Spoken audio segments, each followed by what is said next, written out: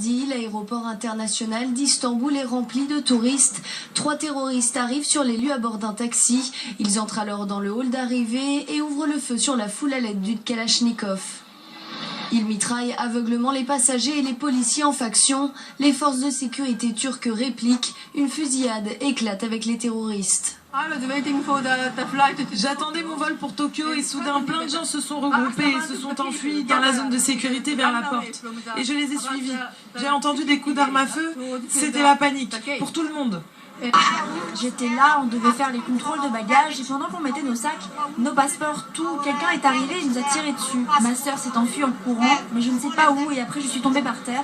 J'étais sur le sol jusqu'à ce qu'il ait terminé. Jusqu'à maintenant, je n'ai pas trouvé ma sœur, je n'ai plus rien, tout est resté à l'intérieur.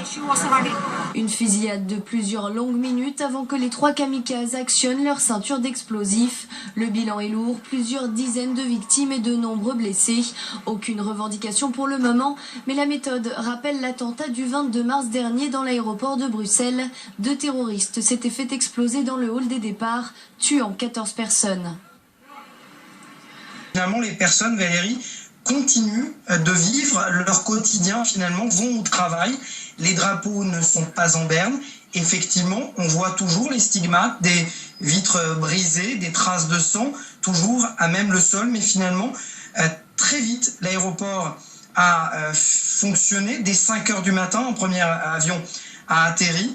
Et comme si de rien n'était, finalement, la vie reprend son cours ici, même si, finalement, la question qui revient avec insistance, c'est surtout la manière dont on nous parle ici. Ce n'est pas la question de savoir quand aura lieu un attentat, mais finalement quand est-ce qu'il va être surtout meurtrier, cet attentat. Voilà ce qui appelle finalement ceux déjà connus et qui avaient été réalisés par Al-Qaïda, notamment dans les années 2000. Une première explosion qui fait mal, une deuxième qui retentit au moment où finalement la plupart des personnes commencent à courir, et une troisième qui frappe une foule déjà paniquée, selon le Premier ministre turc qui s'est exprimé. Et vous le voyez sans doute derrière moi, il y a énormément de programmes qui montrent en boucle les déclarations du président Recep Tayyip Erdogan. Il n'y a qu'un responsable à cet attentat, même si ce responsable n'a pas endossé la responsabilité, c'est bien l'État islamique.